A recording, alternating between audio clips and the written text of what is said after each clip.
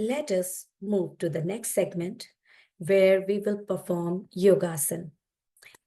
We will now engage in a series of yogasanas to promote physical and mental well-being. Before we begin, please read the disclaimer carefully. By participating in this activity, you agree and acknowledge and take responsibility of any such results. Yogasanas are very helpful in keeping our body fit and healthy. We are very fortunate to get this human body. Human body is the only body which is capable of achieving salvation. In fact, salvation is the ultimate goal of human life. Vihangam Yoga provides the knowledge and guidance of Sadgurudeo that helps learn meditation technique to get started in your spiritual journey. We have Sulbha Soniji from Vihangam Yoga family. Sulbha ji is from Mumbai, India, and will be guiding us through yogasanas. I would like to now hand over to Sulbha ji. Over to you, Sulbha ji. Good day, everyone. Namaste. Visible and audible? Yes. Let's begin with the session. Keeping your hands in Gyanamudra, place it on your thighs. Keeping your spine straight, a gentle smile on your face. Just prepare yourself that you're gonna do something for yourself. Take a deep breath in and exhale. Start chanting Om. Om.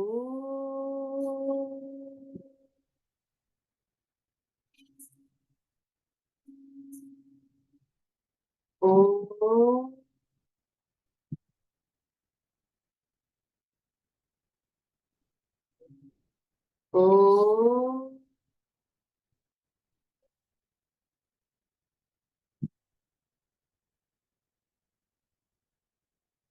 Everyone, join your hands, close your eyes. Om. Sahana bhavatu. Sahano punasthu. Sahavidyam garbhavahe. Tejasvinavadhitamastu ma vidvishavahe. Om Shanti Shanti Shanti. Rub your palms, make it warm. Slowly place it on your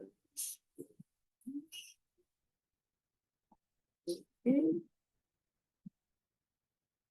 So today our topic will be basically Surya Namaskar. We will learn different type of Surya Namaskar. Okay, all the three patterns. That will be Hatha Yoga. Okay, Hatha Yoga we have two. Then comes your Ashtanga. Ashtanga, if you go one Surya Namaskar, one round will be enough.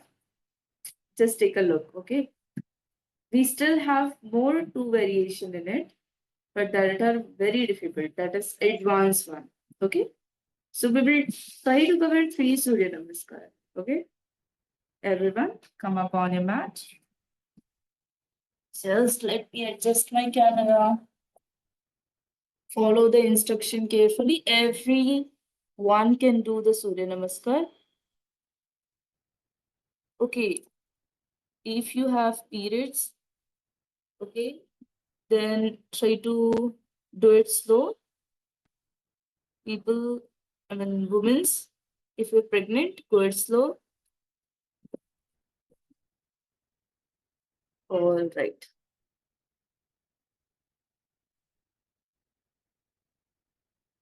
Come at the edges of the mat. Inhale and exhale. Join hands. Here. Hands up in orange star. Exhale. And stop over down next to your feet. Inhale, take your right leg back, knee down, go pointing back, and stretch your body up. Let your hips open. Stretch, stretch, stretch. Inhale. Go the legs back in Dandasana. With exhalation from the knee, chest, chin on the ground. Inhale. Head in just up in arch. Up. Exhale. Hips up. Hands on the ground of back. Inhale. Bring your right leg forward between your arms. Left it goes back. Okay. And just let it forward. Exhale. Both the legs forward. Move a little bit forward and inhale. Hands up and arch up. Exhale. Samasthiti. This was just your half round. Let me begin next half. Great. Inhale and exhale. Namaskar. Inhale, hands up and arch up. Down. Half forward down.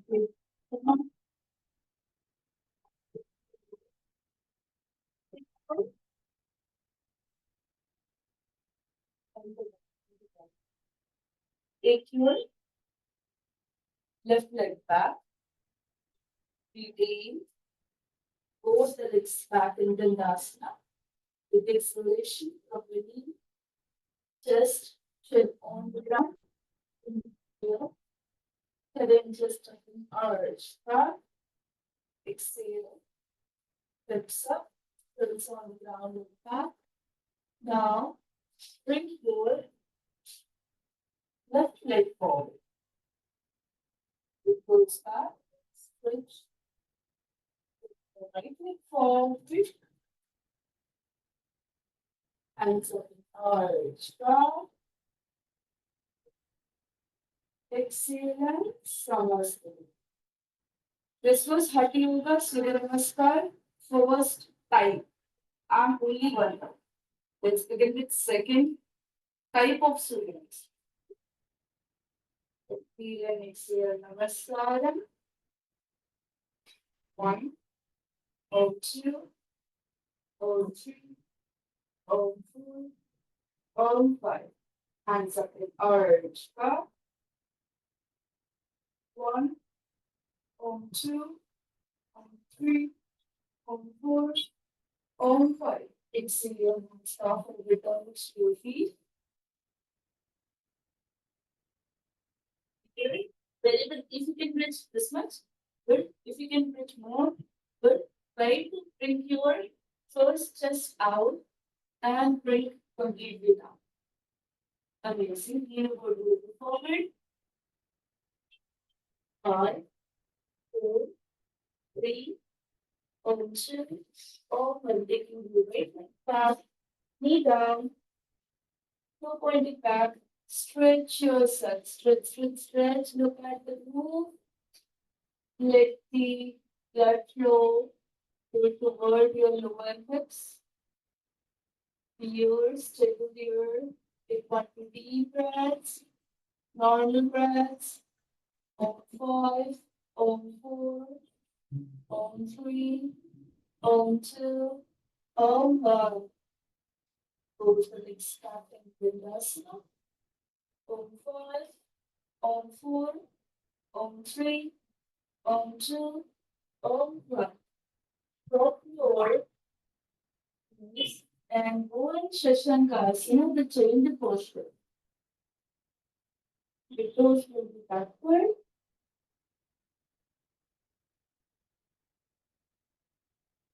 Om 5, Om 4, Om 3, Om 2, Om 1. Now, first inhale. With exhalation, Astanga Navana. Om 5, Om 4, Om 3, Om 2, Om 1. If you start in Bhujangasana, remember you will keep your elbow not open completely. Elbow will be bending, not squeeze your shoulder, and here observe your lower back. Om 5, Om 4, Om 3, Om 2, Om 1. Exhale, hips up, release on the ground, and try to touch your head completely on the ground. Om 5, Om 4, Om 3, Om 2, Om 1. Again, drop your knees and go in Shashangasana. Om 5, Om 4, Om 3, Om 2, Om 1. Repeating, bring your right leg between your palms. Stretch your body, stretch, stretch, stretch. Om 5, Om 4, Om 3, Om 2, Om 1. The legs forward, lean your body a little bit forward. Om 5, Om 4, Om 3, Om 2, Om 1. Hands up, then arch up. Om 5, Om 4, Om 3, Om 2, Om 1. Now, Namaste. 5, 4, 3, 2, Om 1. This was just half round. Let's do the next half with left side. Okay, we'll go a little bit fast. Ready? From the edges of your mat, feel and exhale. Namaskaram. Here, 5, Om 4, Om 3, Om 2, Om 1. Hands up the arch back. Om 5, Om 4, Om 3, Om 2, Om 1. Exhale. Stop forward down next to your feet. Lean your body a little bit forward to make it proper, straight. Om 5, Om 4, Om 3, Om 2, Om 1. This time, you're going to take your left leg back, knee down, toe pointing back, and stretch yourself. Stretch, stretch, stretch. Om 5. Feel at your lower thighs. 4, Om 3, Om 2, Om 1. Releasing both the legs back. Holding your breath. Om 5, Om 4, Om 3, Om 2, Om 1. Drop the knees and move in Shashangasana. Om 5, Om 4, Om 3, Om 2, Om 1. Inhale. With exhalation. Astanga Naman. Om 5, Om 4, Om 3, Om 2, Om 1. Inhale. Bhujangasana. Om 5, Om 4, Om 3, Om 2, Om 1. Exhale. Parvatasana.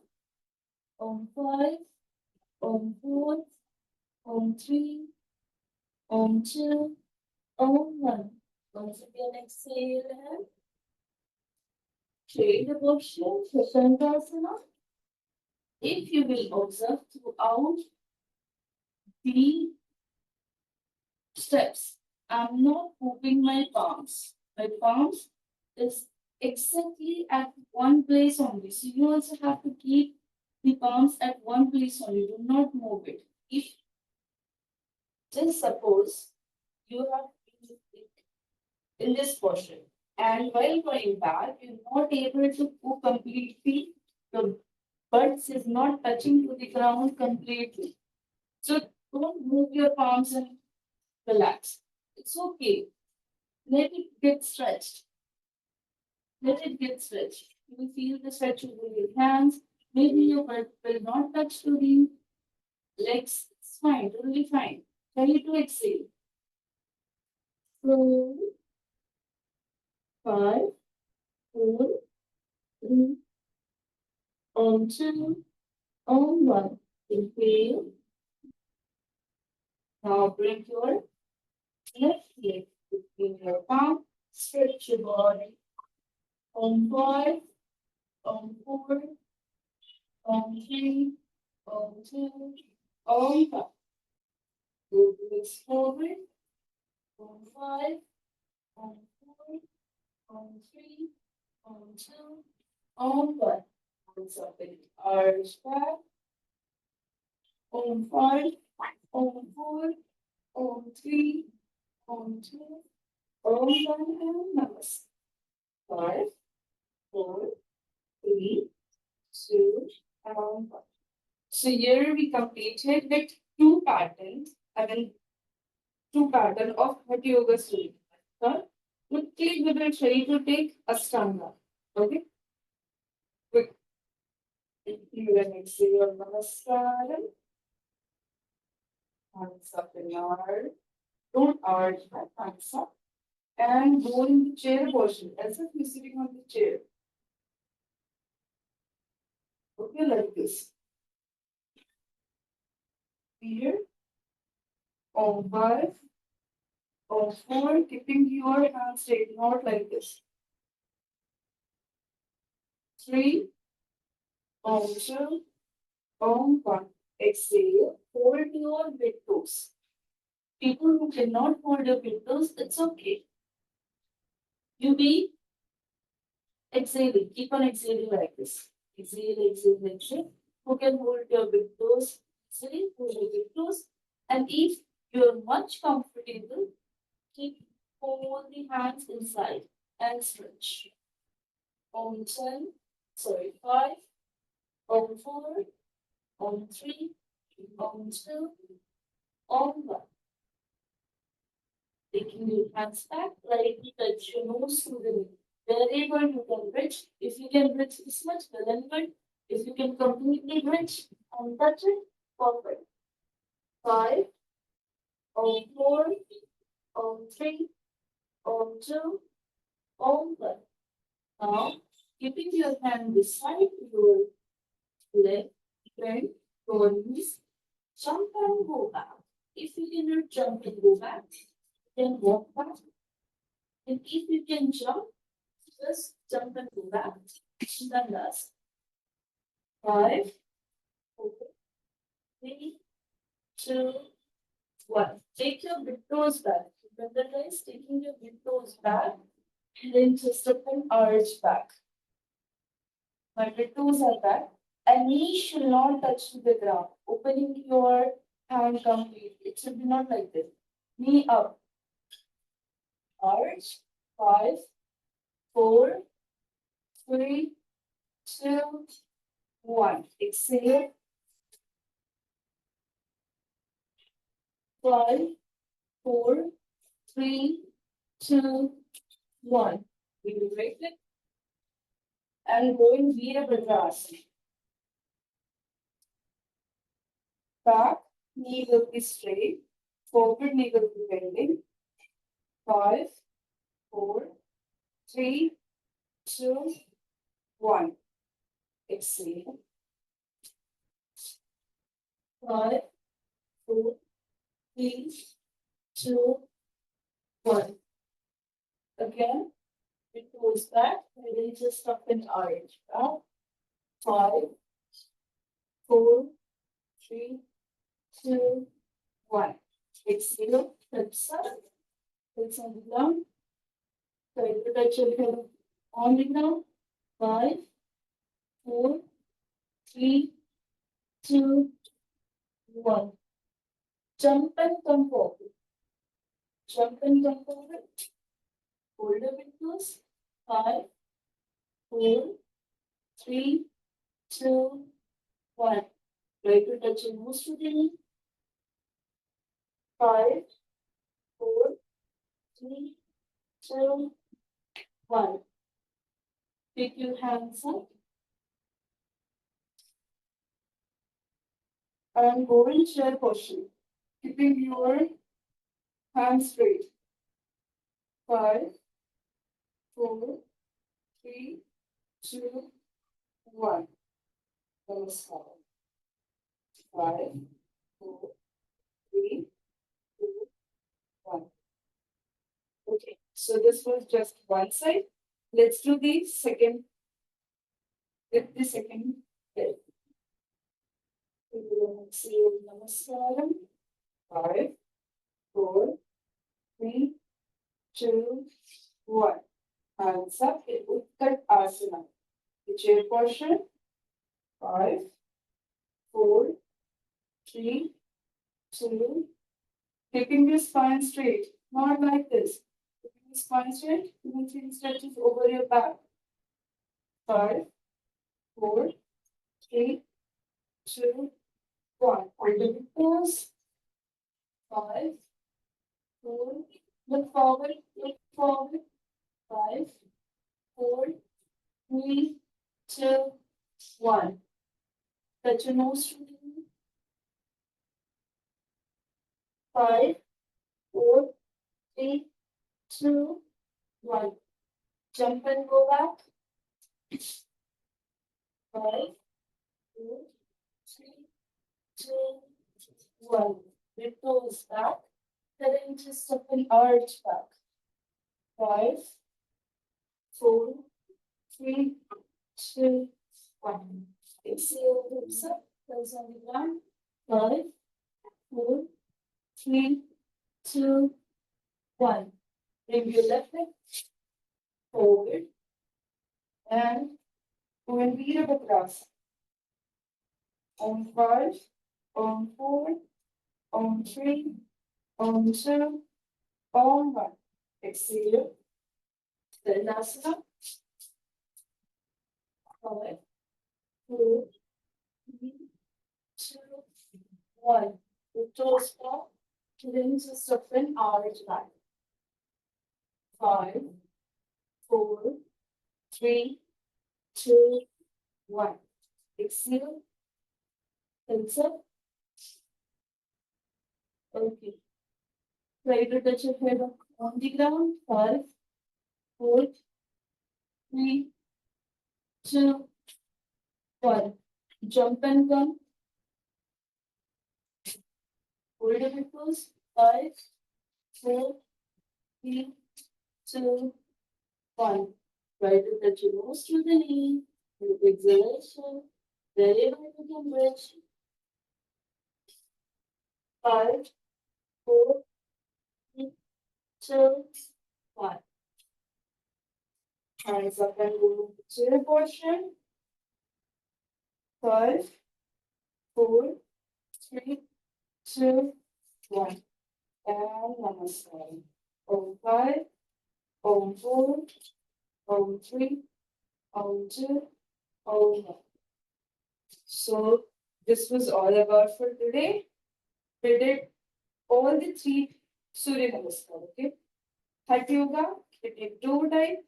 One was the basic, and the second one, we did Shashankasana, additional to it. Second, we did Ashtanga. Maybe Ashtanga here and there you got maybe 2 of them might felt difficult. Taking big toes, shoulder strength. So yeah, it is a little bit difficult. If you go in Ashtanga, we have 3 Ashtanga. We only covered 1 Ashtanga. There are more to Ashtanga. That is more a little bit difficult. Okay. So everyone have a seat.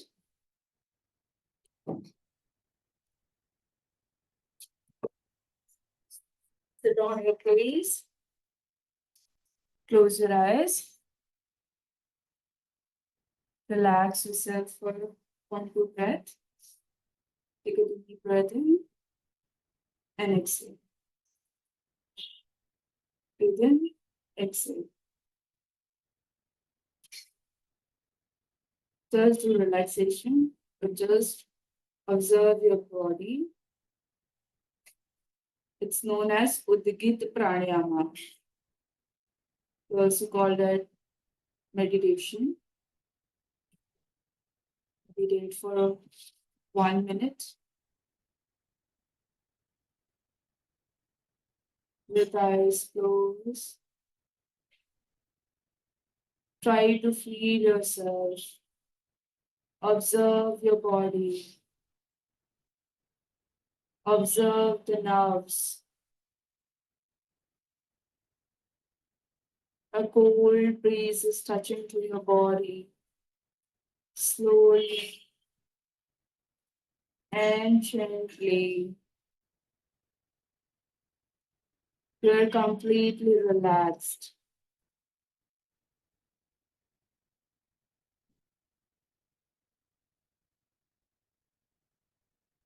Deep breath in. Exhale. Deep breath in. Exhale.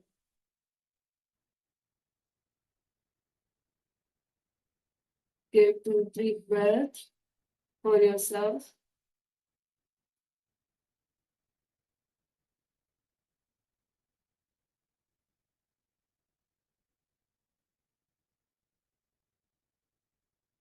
Thank you, guys. Rub your palms. Place it on your eyes.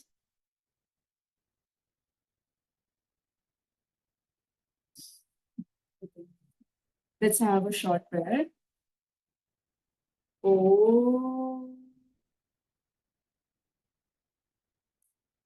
Sarve bhavantu sukhinah.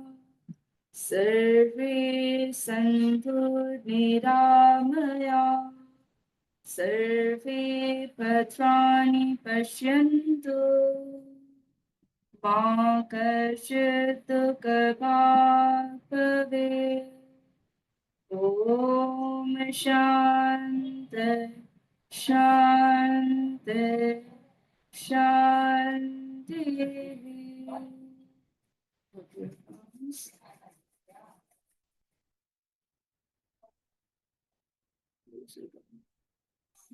Take your hands back, exhale it down. Pray to the Almighty God, the Mother Nature. Thanks to everyone, parents, Guru, people around you.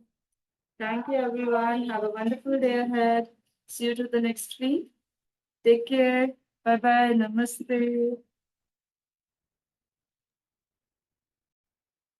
Thank you, Sulbhaji, for guiding us through yogasanas. Such simple postures can make a big difference in our well being. Thank you again for your guidance. You all can reach out on the number shown on the bottom of the screen to register for group yoga classes.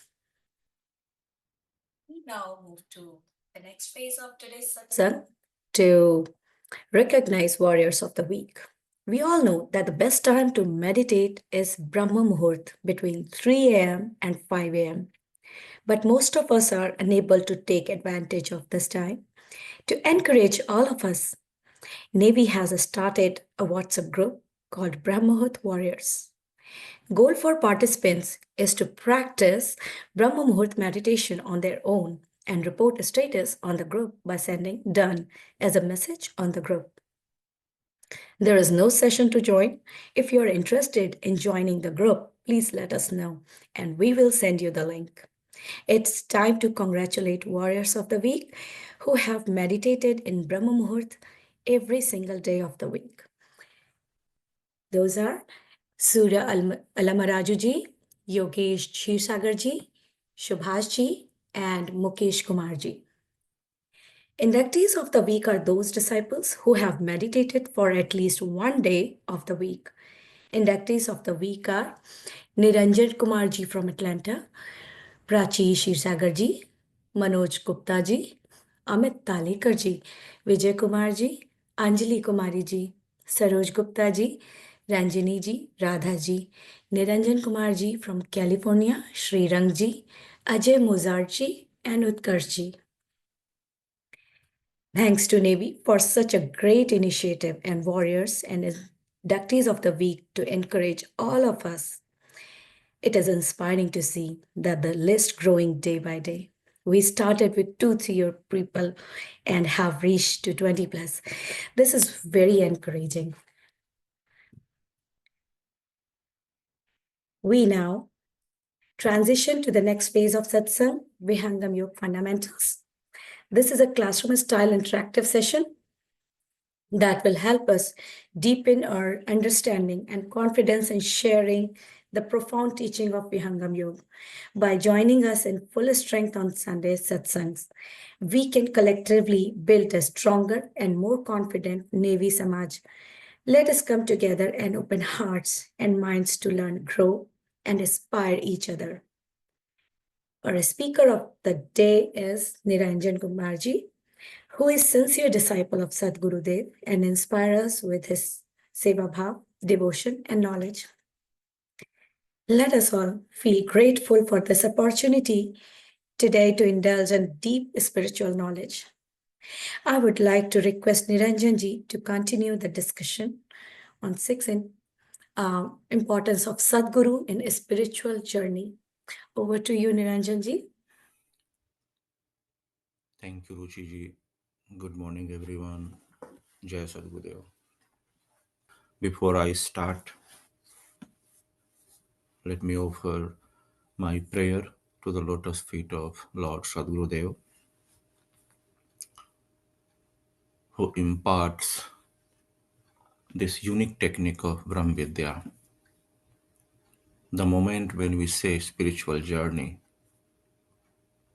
its only meaning is the union of soul with the Supreme Soul. And the knowledge to unite soul with the Supreme Soul is called Brahm Vidya. And the Guru or the Sadguru who imparts this knowledge is very unique. बार बार वंदन करूं सद्गुरुदेव हमार, यहाँ वहाँ सब ठाम में महिमा परंपार। जनयधीन बंदन करूं के विधि की जैसेव, वार पार की गम नहीं, नमो नमो गुरुदेव। See, in the prayer itself what we are saying, without you there is nothing. This technique has been given by you. This Brahm Vidya is the knowledge by which the Almighty is attained. We all know. Brahm Vidya is also called Paravidya.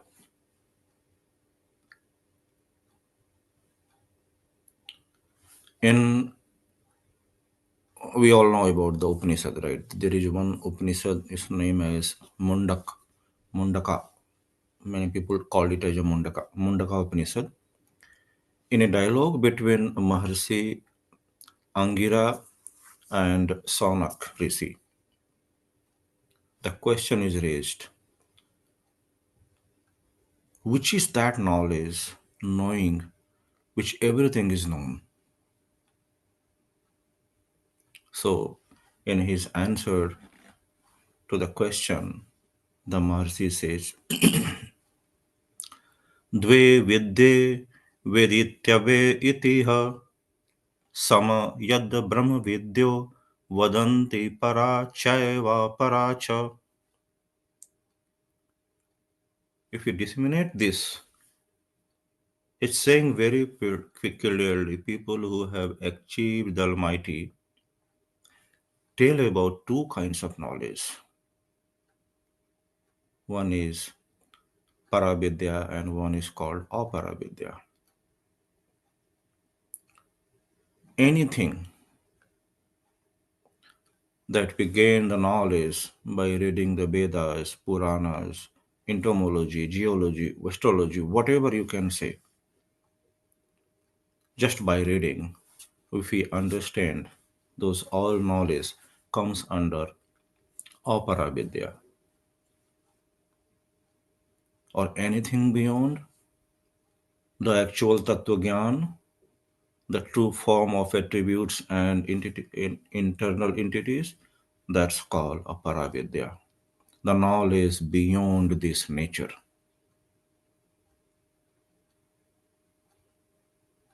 But actually, whenever we acquire this knowledge of the Paravidya, we know everything.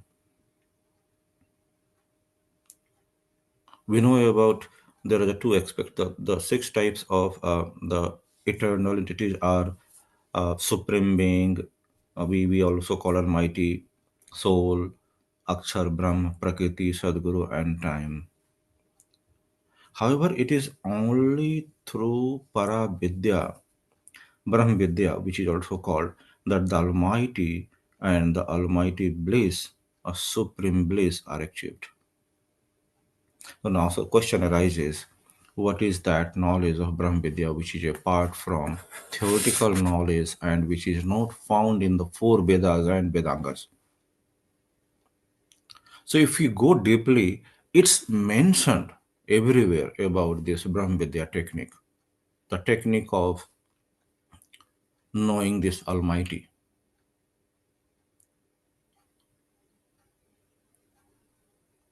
But but the question is, just by reading those Vedas, Upanishads, or other scriptures, will that be possible to get that knowledge?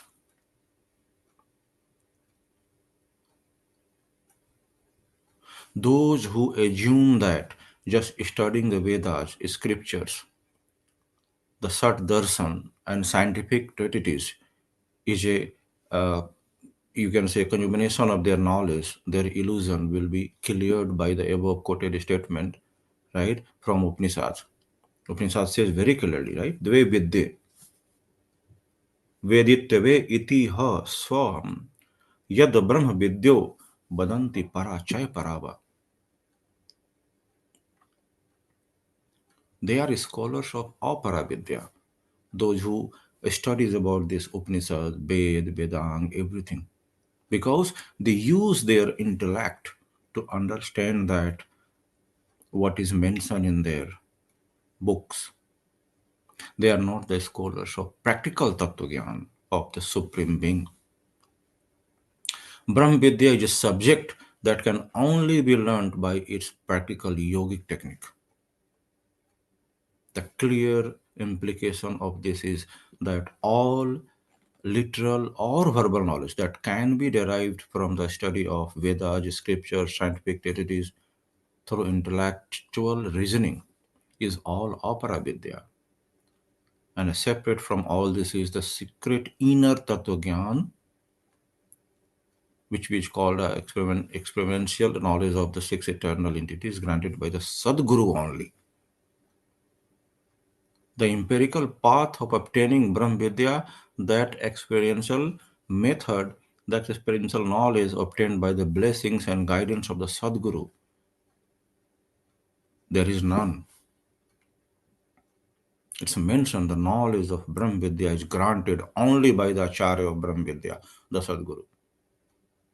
He is the master of Brahm Vidya, the Maharshi established in union with the Almighty, and the only giver of the secret eternal knowledge of Brahm Vidya. So if he is the only giver of the secret eternal knowledge of the Brahm Vidya, And if we do our spiritual journey, if we start our spiritual journey just by getting initiated into the Brahm Vidya, will that work? Who will give you that experience? Who will tell you the experience that we are getting is true or not true, is correct or not true? Are we going into the right path or not? It cannot, it cannot be had by reading books, by mere intellectual assessments and reasoning and discussion. That's not possible. For gaining it, a genuine love, affection, service, satsang, complete reliance in and devotion towards the Almighty and towards the Acharya are required. Paravidya is in fact the foundation and the eternal secret of Vedas and such other books. Even though Paravidya is mentioned in Vedas, yet this Paravidya knowledge gained by the blessings and guidance of the Sadguru cannot be had from the Vedas, since it is only taught and disseminated by the master of Brahmvidya, the Sadguru. Brahmvidya reveals all the external and internal secrets of Brahmvidya, Tattva.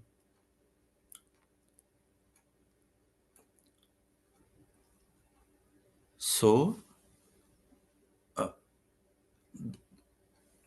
and it tells about a Brahmvidya dissemination, Sant Mat. What is that? Is actually the dissemination of Brahmvidya, because of Sant is the name given in Upanishad to those who know the science of Brahmvidya and have thereby achieved the Supreme Being, the Almighty. That's the Sant. Asti Brahmheti Chededva Sant Menam Tato Vidurati. Those who have realized the Supreme Being are called Sant. And the group, the Sant Samaj of Sants, is called Sant Samaj. Now, you see this entire the formation of how Sant came, Sant Samaj formed, but in the core, if you go into the core of this all, are your Sadguru, who is the actual giver of this secret eternal knowledge. But just mere giving this secret knowledge, and if you're not practicing, and even though you are practicing, but you are not bowed to the down, you are not indulge in yourself into the seva, meditation, sadhana, whatever you called it, this is not going to work. And once you start realizing those experiences within, and if you are far away, like we are sitting in America, USA, Lord Sadgurudeo is in either in Prayagraj or Varanasi or Vitikut ashram or any ashram. But still he gives you all the experiences, right? He teaches you where are you, how to go above this line, how to go above this boundary, what's the technique that you have to apply. How this is possible? This is possible only because of that Supreme Sadguru.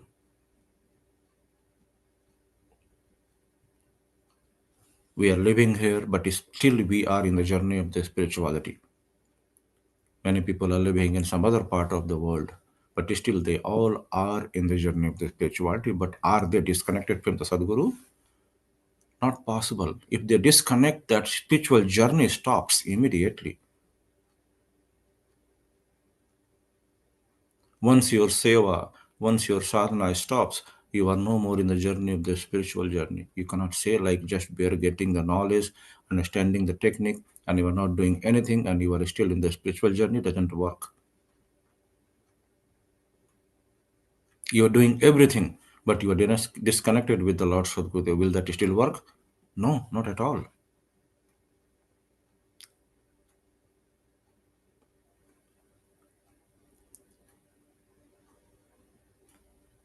So this ancient technique, the Brahmvidya technique that can found in Vedas, Upanishad, anywhere, are just, you can say, it's a sign that there is a two types of vidya exist, apara and para vidya, and that is also called a Brahm Vidya. That's it. But how does this Brahm Vidya works? How it will help you in a spiritual journey and get you unite with the Almighty? That's a different technique. That's the unique technique, and that is the one who is given by the Lord Sadgurudeo. Not all rishis in ancient times were knowledgeable and experienced in Brahm Vidya, because many tales, I think we have heard many tales in the Upanishad confirm this, that such and such a rishi went to the accomplished rishi of their time and were initiated into the science of Brahm Vidya. Knowledge that flows from the Sadguru can never ever hide from a book. Only the Sadguru, established in the Almighty, can grant this knowledge.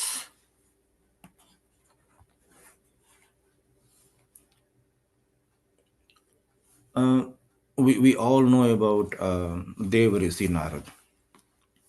Dev Rishi Narad obtained complete knowledge in the field of Apara Vidya and yet lacked the achievement of experiential Tattva Gyan, a practical knowledge of the eternal entities, and true peace and happiness. But when he took refuge under, Bhagwan Sanat Kumar, if you have heard the name, Sanat Kumar was a great rishi, and he was a king of that time, and he was at the post of Sadguru, all three at the same time.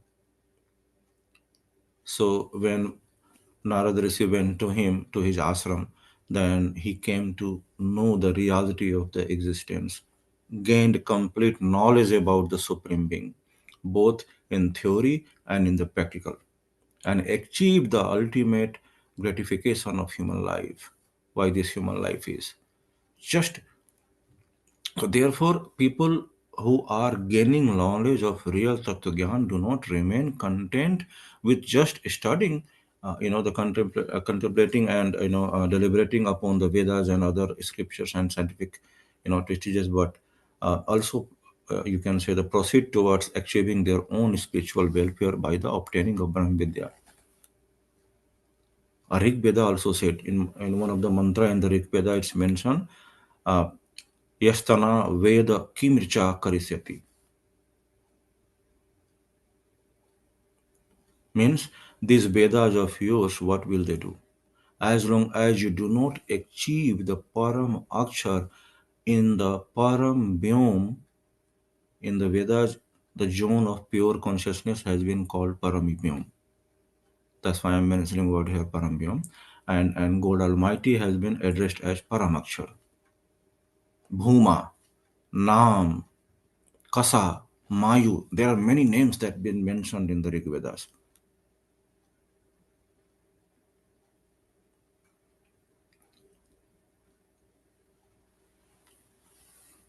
So I'm just going back to the Upanishad. The tales of Upanishads speak of the necessity of taking refuge under the Sadguru of our time in order to obtain this Tattva Gyan.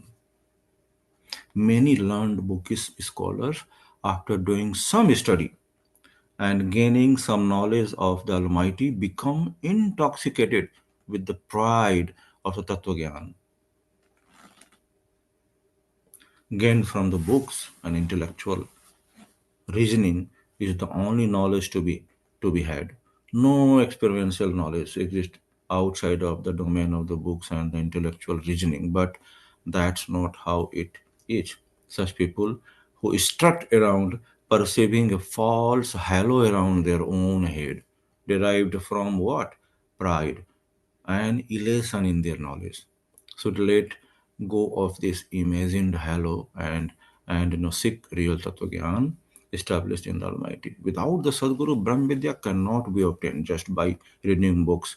Brahm Vidya flows from the grace and the guidance of the Sadguru and is a secret science learned by its practical technique. So its assessment should not be done through mere reasoning and discussing with the people or reading some book. That is not possible. It is through satsang that all elements of spirituality are known and understood. The real Tattva Gyan of Brahm Vidya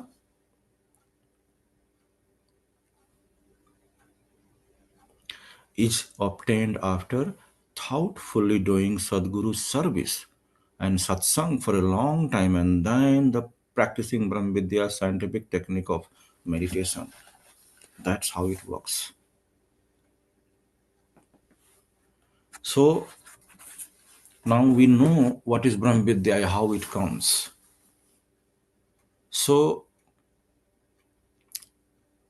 Swamiji also said in the Surveda, this technique is given by the eternal Sadguru. He is just the ancestor.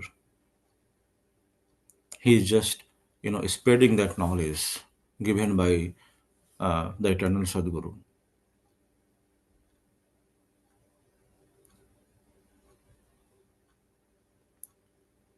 Becoming a true devotee of the Sadguru, we have to be do two things. One, samarpan, and second is seva bhav. Just like admission into any prestigious university or college or an institution is through selection, right? And on basis of merit, similarly, a true seeker and a sincere disciple gets selected by the Guru. Now, the word when we say disciple, which is derived from the word discipline. When we are disciplined, we are disciple. When we are not disciplined, we are not a disciple at all. We, the followers of the Vihangam Yoga, are privileged to be chosen by the Sadguru. It is the Almighty Sadguru Himself who has taken us all under His canopy of love and protection. He took that. He said, like, I am your protector. Just do what I am saying. That's it, simple.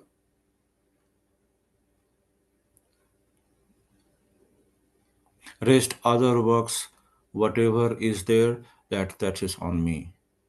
I am the one who will take you to the Almighty. You have to just barely do this 10 minutes morning and evening and indulge yourself in samarpan and seva bhav. That's it. That's all what he wants. The spiritual master formally accepts a disciple through the process of diksha or initiation, what we call it, right? This ceremony marks the beginning of a guru-disciple relationships that require to be nurtured and built with what? Faith and trust. The initiation is just the beginning of the beautiful journey. Unflinching faith and deep trust on the Guru is essential for progress on the spiritual path because he is the owner of this technique. He is the owner of this Vidya. So to please Sadguru, we have to do this submission. We have to do the service attitude. We have to have the service attitude. Unless Sadguru please, he is not going to impart that unique technique. Brahm Vidya has 5 stages. Even we think about without Sadguru, we can control our mind is also not possible. Even though we know the technique, that still is not possible. Think about the other stages, how it is possible.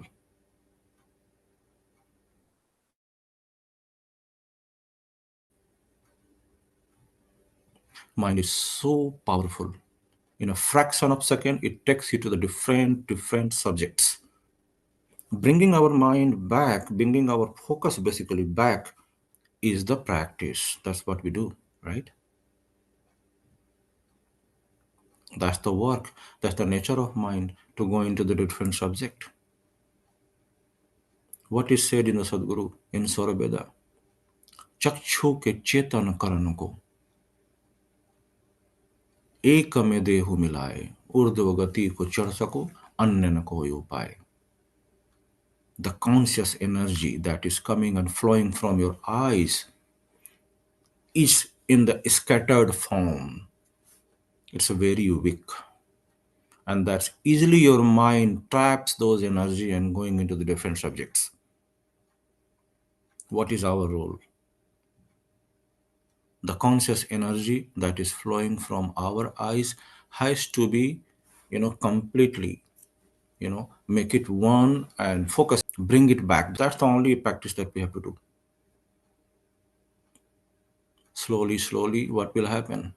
The mind will not get those conscious energy. Slowly, slowly. It will take time, but slowly, slowly. And mind becomes weakens.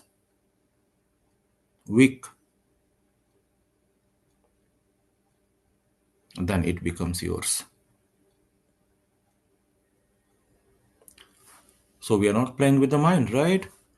We are letting our mind to go anywhere, wherever you want to go. But I'll not give you our own conscious energy, you to go into the different subjects. We are just collaborating those all our conscious energy that is going out from our eyes into the one single tip, the point. That's the practice we do. But we even heard this like this is also not possible if we are not with the Sadguru. If we have not a quality of submission, if we don't have a quality of the service attitude. Why? Because once you submit yourself, once you have a service attitude, the Lord Sadgurudeo shows His mercy on you. And it's very easy to control your mind. The word disciple, as I mentioned, is derived from discipline. Thus, a disciple is one who submits to the discipline enforced by the spiritual master. Because that's the only way that you can, progress in your spiritual journey. Submission is practiced by surrendering to the instructions of the spiritual master. Without that, it's not going to happen. A disciple should never be proud of his or her material qualifications like education, bodily beauty, wealth, high birth, position. Nothing matters. Only one thing is measured: how you have surrendered yourself.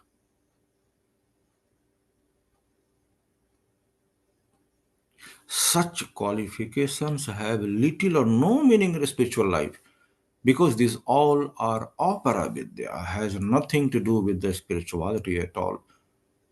Then why this ego comes that I am so intellect? When the actual journey of the spirituality begins, these are nothing. In fact, they may even have an adverse effect, like a heavy gold crown on the head of the drawing person, because they may increase the false pride of prospective disciple and obstruct his spiritual achievement or obstruct his spiritual advancement. We have to get rid of this all to make ourselves so light and make ourselves really fit for this spiritual journey, not to take this all worldly knowledge, bookish knowledge, and make our head heavy. So a disciple should never present his or her material qualification in front of the spiritual master. That quality also we should have. You are good, very intellect, you are earning a lot. That's for you, that's for your personal belongings, that's for your family. But when we say about the spiritual journey, that's the journey of the soul. That soul has anything to do with this all? Not really. And the master who is going to impart this technique and the knowledge has to do anything with this all? Not really. Next comes the Seva Bhav that already I mentioned about. The Guru is never dependent on the disciple for any help. Just keep it in mind. Support or aid. However, when he sees a sincere disciple desiring to make progress, then mercifully he provides him with an opportunity to render some service according to his prosperity or propensity. When the spiritual master gives some opportunity of service to the disciple, it should be understood that it is only for the betterment of the disciple, to help him advance on the spiritual path. Now, if there is no Sadguru during your spiritual journey, who will give these services? Who will give you this responsibility? Who will you serve to uplift yourself in this spiritual path? Holy Sadguru takes full responsibility for the sincere disciple and acts as the disciple's savior. He alone can impart divine knowledge and thus lead him to the liberation. The disciple, therefore, owes a debt to his spiritual master, who has personally lifted him out of conditioned ignorance and blessed him with the perfection of eternity, bliss, and knowledge. The disciple can never repay or even attempt to repay this debt. However, it is incumbent that he acknowledges this debt be by trying to serve the spiritual master to be best of his ability. Not possible at all. We remains in death. सदगुरु ऋणी जगत है, उन ऋण कभी न होए.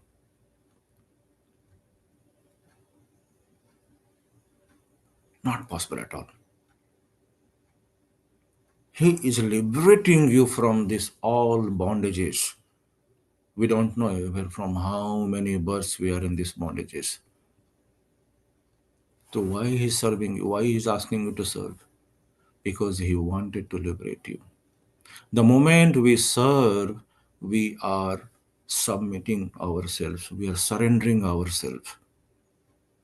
The ego, the pride, whatever we have, he wants to take it out.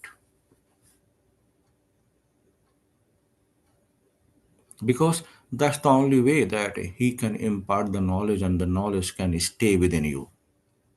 And then you can feel upliftment in the knowledge and in the journey, what we call a spiritual journey. So can you think now, without Sadguru, our spiritual journey is complete?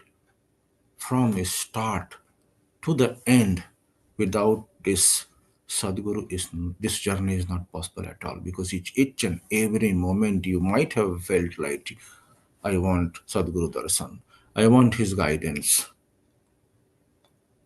Even in the normal life also, whenever we are in trouble, we are finding some difficult time, we always remember him to guide us in the right path. But and this is a spiritual journey where apart from Sadguru, there is none can help you. None. Even though what we say, the moment when you start experiencing anything during your meditation, share with Lord Sadgurudeo, because he is the one who gave you this experience. It's not me or someone else has gave you this experience, so you should not share. Share with the Lord Sadgurudeo in your own bhumi, sitting in your own bhumi, and share that this is what I have experienced. From there, the Lord Sadgurudeo guides you. What's your next path? What's your next a task that you have to perform?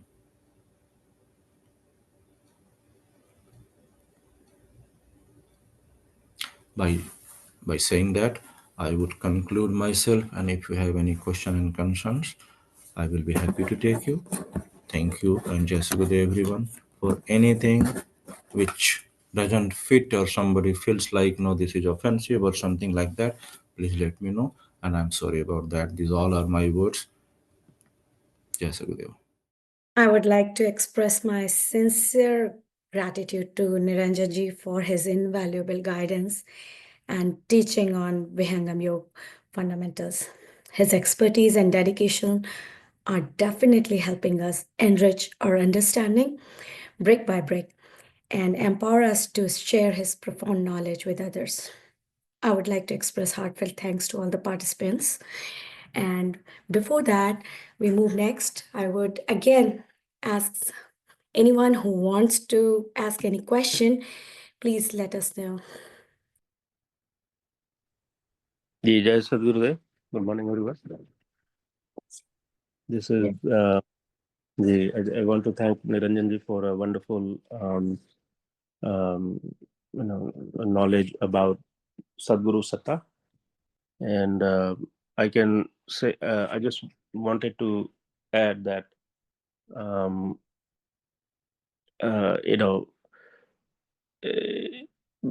the scriptures, they are only supposed to be a reference book actually.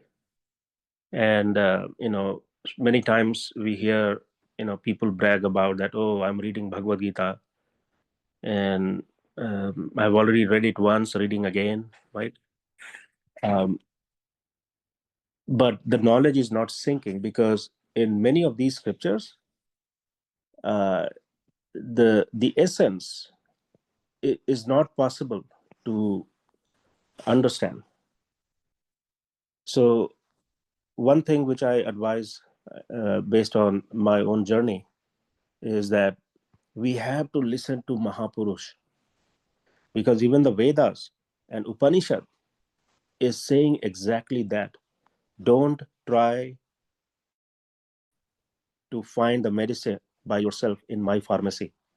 Find the pharmacist and go and ask him. He will give you the right medicine from here. And just to be able to understand that, a lot of rational minded people and their thinking process actually becomes part of thinking them out of the spiritual process. That's what we see day in, day out in the physical world. The more intellectual a person becomes, the more talented and successful in the physical world they are, the more likelihood is that they will entangle themselves and check the box that, okay, and that is the intellectual thinking process, thinks them out of the spiritual process, and which is the saddest thing that happens all the time. And as a part of that, because and the reason that happened is there's one thing that did not happen in their life, which is the satsang, shravanam, listening to the Mahapurush. Because if that was one thing they had done, then their intellectual thinking process would have acted like a rail on which the train would have went in the right direction. So there's so pretty much if you look at even the Bhagavad Gita, in the 4th chapter, Bhagavan Krishna is saying that, hey Arjuna, you are asking a lot of questions. Go to a guru and he will give you the Brahma Vidya. And he's not directly willing to give him until Arjun says that, okay, I accept you as my guru. Now you tell me, what should I do? So I think in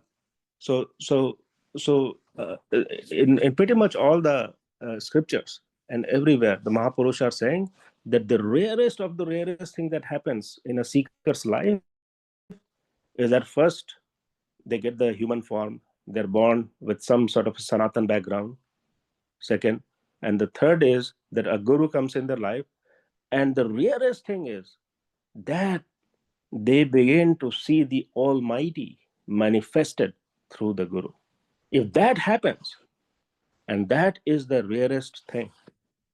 So I think to understand Sadguru, these are some of the basic ingredients. And regarding the other thing which Niranjanji was talking about is why it is so important to still the mind.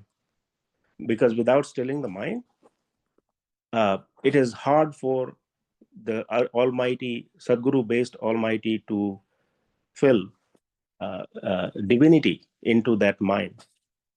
It's very much like leaking vase that we have talked about in previous satsangs, that if the vase is leaking through our sensory organs, the surati is leaking through eyes, through nose, through ears, everything, all the sensory organs which we utilize to live in the physical world. Then the waste is always, even though the Sadguru divinity is coming in, but because of that leaky characteristic, it is not getting filled up. So there is no evolution of surati that is taking place.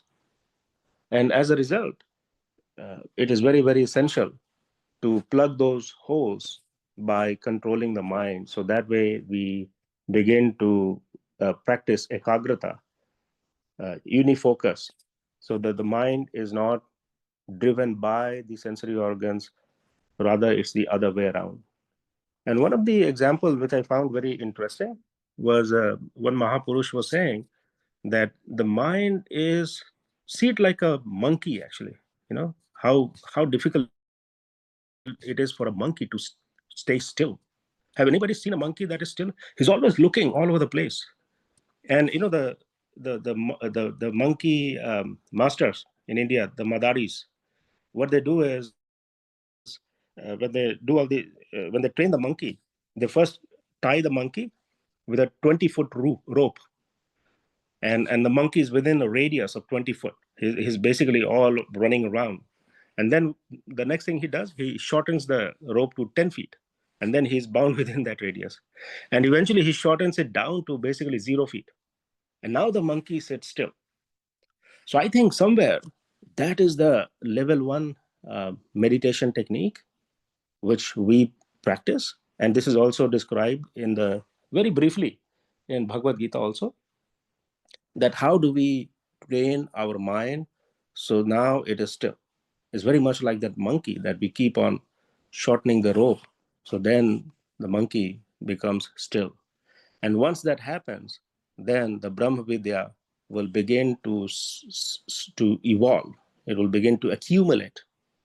And so just wanted to kind of share that thought. And I would love to hear if others have any comments. Thank you. Yes, please. I would again request anyone who has a question, or there is anyone new who has joined this session for the first time, please come on stage and introduce yourself. And how did you got to know about Vihangam Yoga? I think there's no other questions, and it was definitely a very deep diving thing which we all need to understand, the importance of Sadguru in a spiritual journey. So definitely now we should go to the next phase of this session, and which is Shanti Part, and I would like to request Nehaji to come and sing this for us. जय सद्गुरुदेव। हे प्रभु शांति स्वरूप हो, शांति शांतिमय शांति, शांति शांति जन शांति हो, पूर्ण शांतिमय शांति। हे प्रभु शांति प्रदान कर, दूर हो सर्व शांति, देव सदा फल शांतिमय, शांति शांति सुख शांति। बोले सदगुरु भगवान की जय। Thank you, Nehaji. I would like to thank all of you for joining today's satsang. I encourage everyone to ponder upon the topic we discussed today. I would like to extend heartfelt thanks to Sulbhaji, Niranjanji from Atlanta, and Nehaji and Niranjanji from California as well, for your active participation and giving us insight towards our spiritual journey. And you have great feelings for seva and active engagement in this session, and for the team behind this for organizing and coordinating this satsang. I pray to Sadgurudeo for peaceful and spiritual week ahead for all of us. See you all next Sunday at 9 a.m. EST on the same Zoom session. We have a wonderful day and week ahead. Jai Sadgurudeo.